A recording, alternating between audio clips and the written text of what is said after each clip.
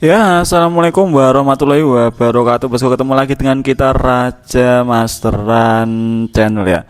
Oke, di video kali ini kita akan sharing tentang mencari titik emosi yang tepat buat murai batu kita ya bosku ya, karena ini sangat penting.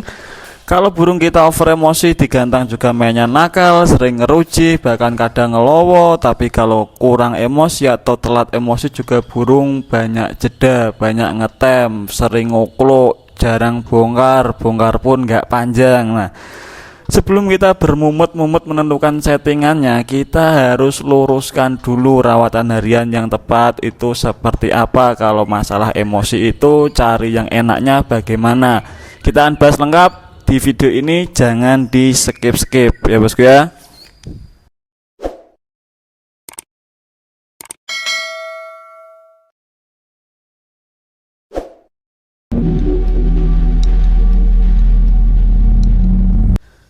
Nah, pada dasarnya semua murai batu itu pasti punya emosi, karena murai batu adalah burung fighter ya bos ya. Tetapi ada burung yang karakternya faktornya gampang naik atau emosinya gampang naik, ada juga burung yang emosinya susah naik. Nah, dari dua karakter berikut itu nanti perawatan, pola rawatan harian itu tetap berbeda-beda ya bos ya, nggak bisa kita samakan ya, karena kita emosi ini harus paten, harus pakem supaya terkondisikan burung ini saat harian nggak terlalu emosi. Kalau yang faktor tinggi ketika digantang juga nanti nggak akan nakal, nggak akan over emosinya. Dan yang burung faktor rendah ketika harian ini emosinya juga jangan dalam-dalam amat lah, jadi saat digantang nanti nggak telat emosinya. Jadi karena dua hal pokok tadi kita akan mengulas satu persatu. Yang pertama masalah murai batu faktor tinggi ya.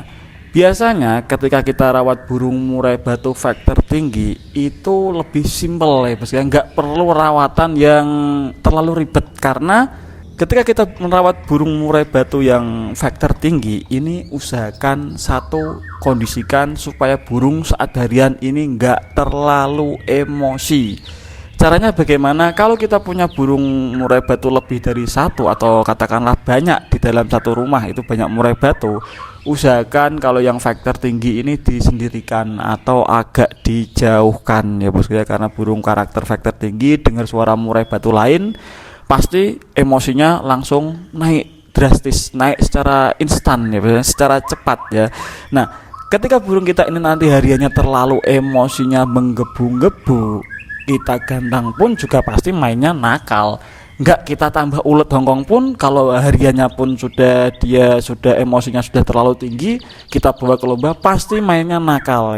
Kita sudah mandikan sekalipun, kalau misal mandinya itu nggak bisa menolong, mainnya juga pasti tetap nakal. Makanya yang terpenting utamakan kalau kita rawat faktor tinggi, usahakan harian emosinya jangan terlalu terpancing dulu dengan cara jauhkan dari murai batu lain yang gacor ya bos ya. Untuk kalau kita melakukan pemasteran itu bisa kita masteri, tetapi dengan beberapa burung saja, jangan main prasmanan. Karena kalau burung faktor tinggi kita masterin secara prasmanan atau kita masterin dalam artian keroyokan ya bos ya, satu murai batu masterannya ada 10, ada 15. Nah, itu biasanya emosinya langsung wah berantakan ya bos ya, ketinggian pasti emosinya terpancing, karena burung karakter seperti ini nggak bisa diintimidasi dengan burung lain ya.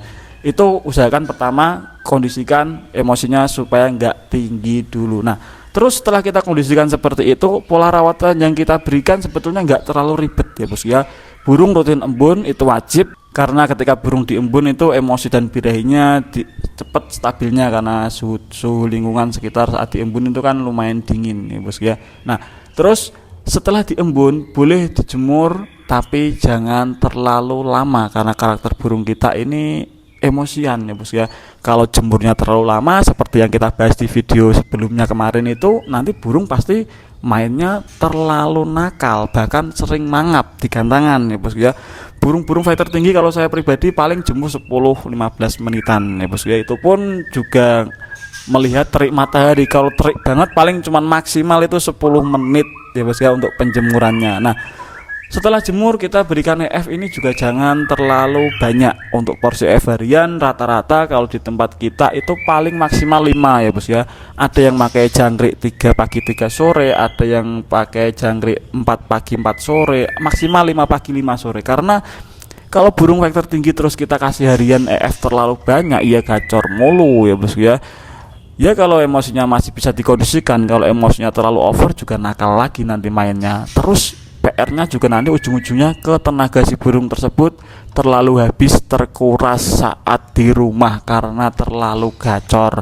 Makanya banyak kasus burung murai batu yang karakter emosian ini, karakter vektor tinggi ini digantang selain mainnya nakal, kadang juga ada yang sampai nguber-nguber lah, ngelowo lah, naik turun tangkringan nggak bunyi-bunyi lah karena tenaganya kurang, kecapean buat gacor di rumah ya bos ya. Makanya itu perlu juga diperhatikan. Nah, terus untuk mandi, untuk karakter burung vektor tinggi ini, mandi merupakan hal wajib atau hal pokok yang digunakan untuk menstabilkan kembali emosi si burung ini ya bos ya. Kalau saya pribadi biasanya kita memandikan burung yang karakter emosian ini di sore hari ya. Kita mandikan 2 hari sekali, sekalian kita umbar ya. Mandi biar dia bisa meredam emosinya, umbar biar dia bisa membuang birahinya. Karena menurut saya 70% burung murai batu vektor tinggi itu juga gampang birahian ya bos ya. Kalau terlalu sering di full kerodong, diintimidasi burung masteran, diintimidasi murai batu lain, wah mumet itu settingnya pasti. Oke. Jadi kita wajib sore itu masukkan umbaran ya dari jam 3 sampai jam 5 lah, biar dia sekalian mandi 2 hari sekali ya bos ya. Nah, untuk selanjutnya yang satunya karakter burung yang susah emosinya atau burung yang rendah lah, katakanlah emosinya susah naik ya bos ya. Nah, ketika kita rawat murai batu yang emosinya agak susah naiknya, itu kalau bisa dikasih burung pemancing atau burung cesan ya bos ya. Ini sedikit tips dari saya. Kalau kita punya burung murai batu yang mungkin secara materinya bagus, tapi secara lagunya juga enak, volumenya enak, tetapi emosinya PR, emosinya susah, lambat naik terus, usahakan harian itu dikasih untulan lah bahasanya ya bos ya. Jadi karakter burung-burung yang vektor rendah atau emosinya agak susah naiknya ini boleh kita campur beberapa burung murai batu lain. Kalau bisa campur burung yang lebih muda buat untulan merangsang si burung ini supaya emosinya nggak susah-susah amat ya bos ya, supaya dia terbiasa ada emosi lah, bukan minim emosi. Oke. Nah, terus untuk rawatan mulai dari pengembunan itu juga penting. Untuk burung-burung yang susah emosi sekalipun itu berguna untuk merangsang dia supaya lebih sensitif ya bos ya dengan lingkungan sekitar. Dalam artian kan dia kalau mentalnya terasa lebih sensitif, juga nanti diharapkan emosinya cepat juga naiknya. Untuk penjemuran burung-burung seperti ini usahakan jemur yang cukup lah, nggak perlu over, tapi jangan terlalu sebentar, tapi cukup 30 menit, 40 menit, 1 jam maksimal. Kalau saya pribadi nggak pernah jemur burung terlalu lama ya bos, itu malah merusak burung menurut saya, merusak kualitas volumenya, merusak cepat merusak bulunya juga. Terus dari kenyamanan burung ini, suhu tubuh juga pasti nggak nyaman kalau over ya. Kalau saya maksimal paling 40 sampai 60 menit ya bos ya untuk penjemuran. Nah, untuk pemberian EF murai batu yang susah emosi ini ada 2 tipe kalau menurut saya. Bisa kita kasih EF harian porsi banyak dengan catatan burung ini kondisi birahinya memang agak rendah atau agak kurang birahi ya bos ya.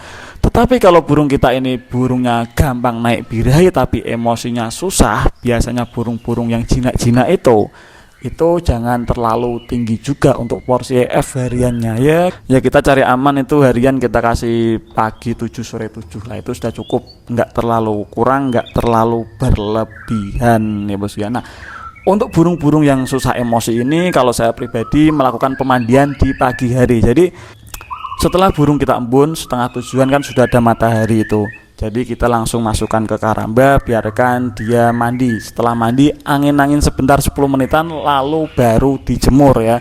Jangan dijemur baru mandi, tapi mandi dulu baru dijemur. Itu untuk karakter burung-burung yang kurang naik emosinya atau agak lambat naik emosinya. Nah, Terus untuk pengumbaran burung-burung seperti ini usahakan juga, kalau saya pribadi malah jarang tak umbar ya bosku ya.